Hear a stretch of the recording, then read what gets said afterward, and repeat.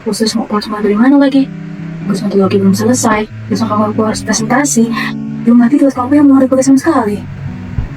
Jangan ngeliatin tugas dulu deh. Aku baru buka grup kelas, ternyata dosen malah nambah 1 tugas refleksi. Setelahnya 3 hari lagi.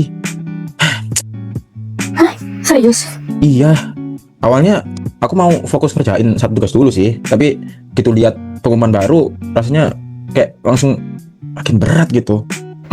Bener lagi, anehnya semakin banyak tugas yang kita kerjain, semakin malas kita juga tuh untuk memulai. Padahal logikanya harusnya kita tuh jadi lebih semangat biar gitu semua tuh cepat kelar.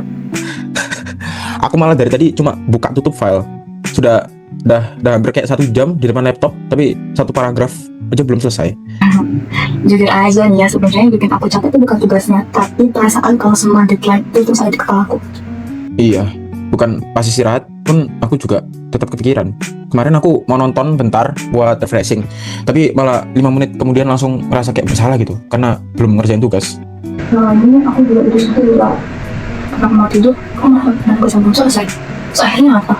Aku tidur lebih larut. Terus waktu bangun tuh tubuhku capek banget. Terus yang ini kok jadi gak hampir.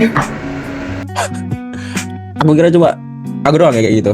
Baru hari ini kayak jantungnya kayak berdebar-debar gitu kan. Kalau lihat notifikasi grup kelas kayak padahal belum tentu ada tugas baru kan. Ya kayak udah kayak Kayaknya kita udah paling stres deh. mungkin stres ya. Soalnya kayak yang awalnya cuma 1 tugas itu sekarang kayak terasa seperti ancaman besar gitu. Padahal kalau dipikir-pikir kita masih bisa nyicil sih 1 persatu. Bener-bener. Kayaknya masalahnya bukan ditunda tugasnya deh, tapi gimana cara otak kita tuh merespon tugas itu nggak sih? Nah, daripada panik sendiri, mending kita susun prioritas nih, ya kan? Kerjain yang deadline-nya paling dekat dulu, ya kak? Setuju. Yang penting mulai dulu nggak sih dibanding terus kepikiran tapi nggak sama sekali. Kasus yang ditampilkan menunjukkan adanya stres akademik akibat tuntutan tugas yang menumpuk dalam waktu yang bersamaan. Nah, dalam biopsikologi, stres tidak hanya dipahami sebagai perasaan tertekan saja, tetapi juga sebagai respons biologis dan juga respons psikologis ketika individu mempersepsikan suatu situasi sebagai ancaman ataupun beban yang melebihi kemampuannya.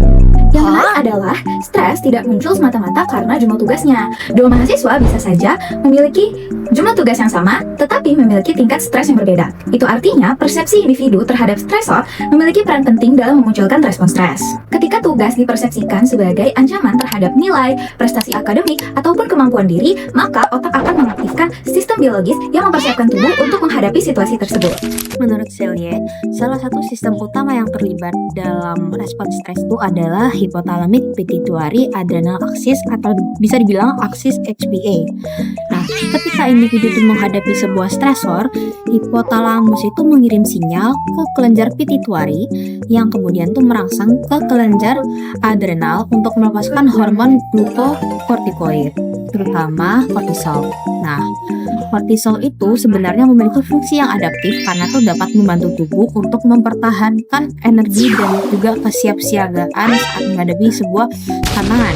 Namun, ketika tekanan itu berlangsung terus-menerus, kadar kortisol yang tinggi itu dapat menimbulkan konsekuensi yang negatif. Kemudian, selain aksis HPA, tubuh juga mengaktifkan sympathetic adrenomedullary system atau bisa dibilang aksis SAM atau SAM. Nah, sistem itu tuh menyebabkan pelepasan adrenalin dan norepinefrin yang menghasilkan berbagai perubahan fisiologis seperti peningkatan denyut jantung, kemudian ketegangan otot, dan juga meningkatnya kewaspadaan. Lalu, gejala yang ditunjukkan tokoh dalam video tadi seperti jantung berdebar, lalu sulit untuk rileks, lalu perasaan terus berwaspada terhadap notifikasi tugas, itu merupakan contoh aktivasi sistem stres tersebut. Stres yang berlangsung lama dapat memengaruhi fungsi hipokampus, yaitu bagian otak yang berperan dalam belajar dan mengingat informasi.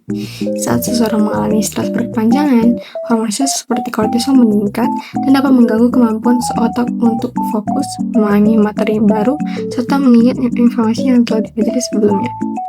Hal ini terlihat pada tokoh yang mengaku sudah lama berada di depan laptop tetapi tetap kesulitan memahami instruksi tugas.